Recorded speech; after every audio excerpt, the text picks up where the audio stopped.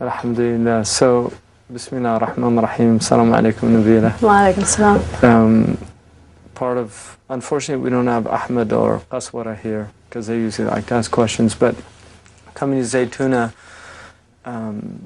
we're happy to show what the work that you've been doing, because a lot of people, I mean, one of the things that happens to me is I get a lot of credit and a lot more than I deserve, and I'm not just saying that.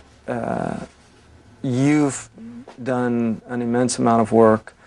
The tapes that you've been working on and producing with Alhambra Productions, and also just support, you know, for the work that I've been doing. How is it you became Muslim? I mean, well, I think you were the reason that, you were the person that introduced me to Islam. You remember our teacher, Barrett Holmback? We had studied together. Yeah, we were studying philosophy in college together. Yeah, and you came home one day and you said you'd met some Muslims and you thought that maybe this might be the right path to take. And I remember you asked me what I thought about it, and you weren't sure. And I said, Hamza, if it's not the right thing, you can always come back. But if it is and you don't go, then you'll have missed out on it. And I gave you one condition, that if it was right, you had to come back and get me. Okay. This is, by the way, my younger brother, Troy Hansen. Now, I mean, obviously, we were very close growing up. And when I became Muslim, I was 18. And I was with Nabila. We were in our first year there at the college down in Ventura. And then I left, and we didn't really, for a while, we didn't have communication that I would have liked. I was in the Middle East and in North and West Africa later on. But probably the last 15 years, I think we've spent quite a bit of time together. And how's it been for you, just with Nabil and I in Islam? Well, going back to that time when you first converted to Islam, it was obviously very confusing for me.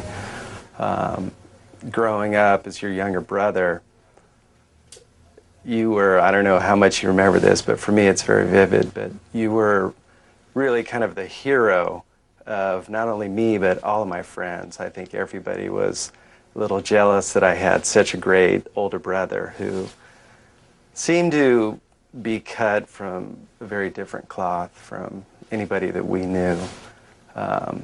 So it was kind of heartbreaking in a way to suddenly have you disappear. And I'm not quite sure, how I processed that younger. I think for a while there was obviously some pain, and it was very hard losing you as an older brother. But then as I became an adult and as you came back, really a different person, much more serious. I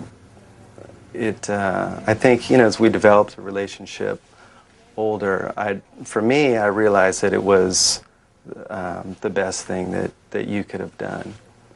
And since then, I absolutely treasure you as a brother. And one of the things that I was saying, and Kathleen actually said, that one of the things that our mother did was she really instilled in all of us a commitment to social consciousness, and that we had to do something. You couldn't just sit back and watch wrongs happen. You had to, and she's always lived. I mean, wouldn't you say that was just one of the real lessons of our childhood, was seeing somebody who was totally committed to her principles and lived them and really instilled them in her children. And she was also extremely compassionate. So I think also she passed on that sense of feeling for other people. Well, it wasn't just out there. It's, we felt it ourselves. Mom feels everybody's injustice. She feels as if it's her own. Right. And well, I was saying when she read about or heard on the news about Abu Ghraib, Kathleen was with her, and she told me she almost passed out. She had to take some homeopathic medication. Yeah, she took some medication because she was so sick. Yeah. So that was. I was just going to say she's one of those rare people that actually practices what she preaches. That's what I felt. It's, you don't run into those kind of people. Well, she doesn't talk a lot. She's not a big talker.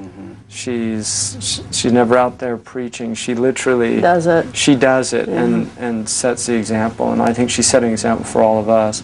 And I think that's one thing that all of us as siblings share.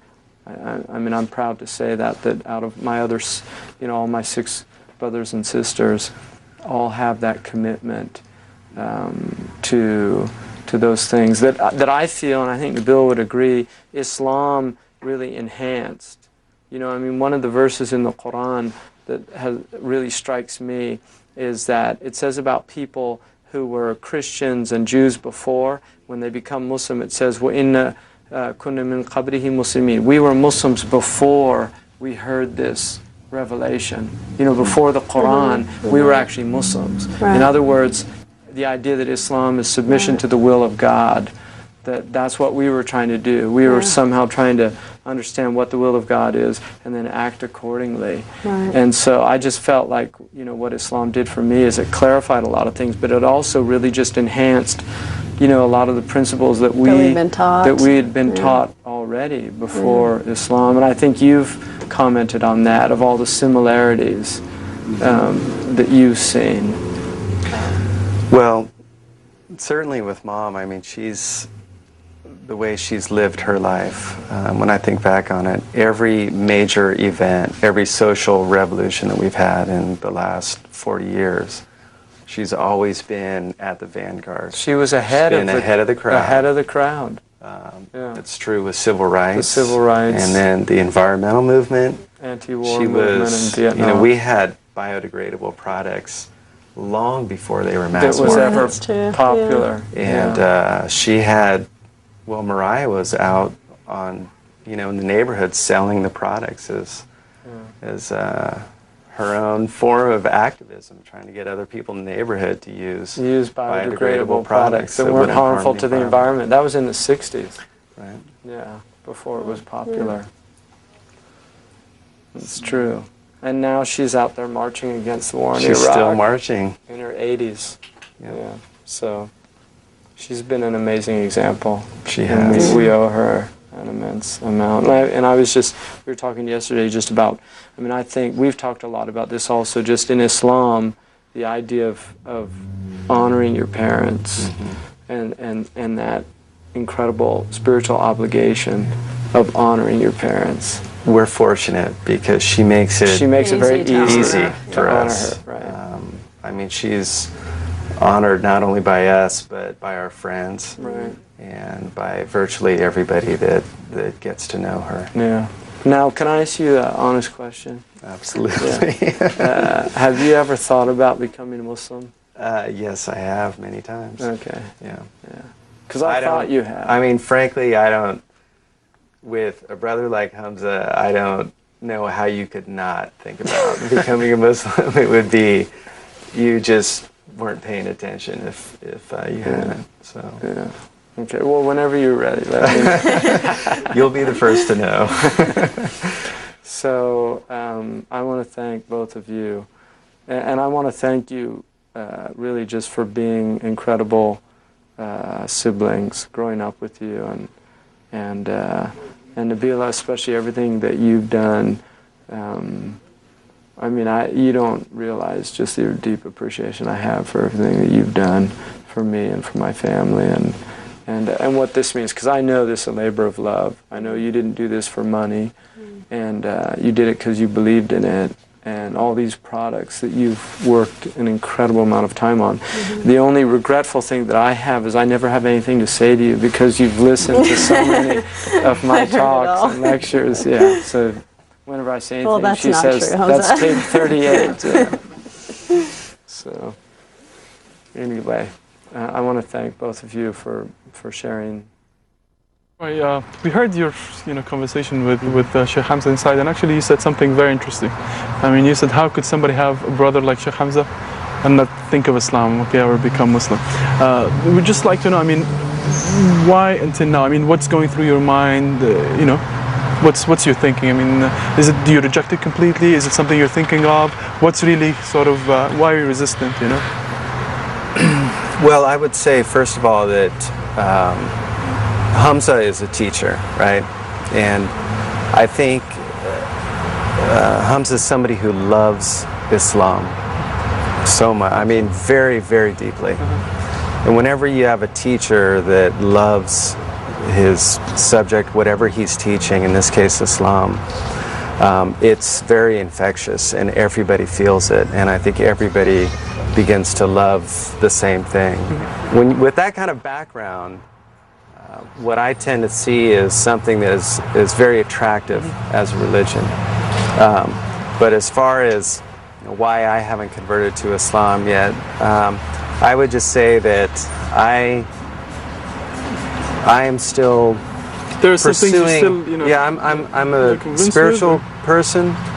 I believe in God, and I believe in the same God that Hamza believes in. Okay. But I suppose it's just been more of a struggle because for Hamza growing up, Hamza was always after the truth, and it didn't matter to him where the truth came from as long as he recognized it as a truth. So for him, the fact that the truth came from Islam was not an issue. He embraced Islam and all the traditions that go with it.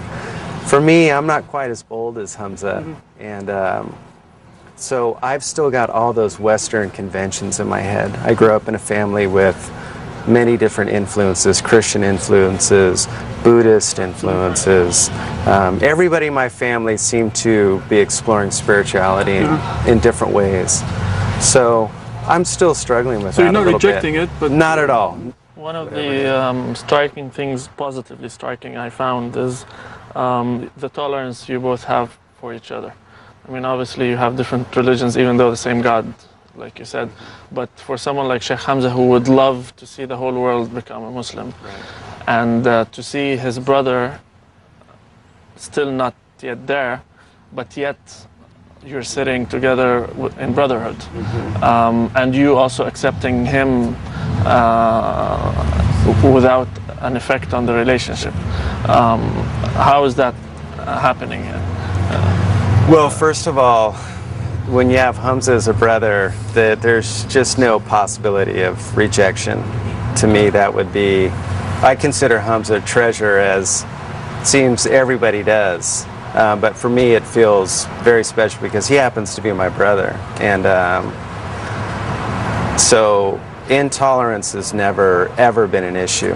And I tend to project from Hamza onto all Muslims. To me, he is a conduit through which I see good in the entire religion. That we can try and direct things a little bit, but ultimately it's beyond our control. Thanks a lot. You've set a really great example, your conversation, both of you. Really, Thank you. It's a pleasure. Civilized talk and relations. Thank you very much.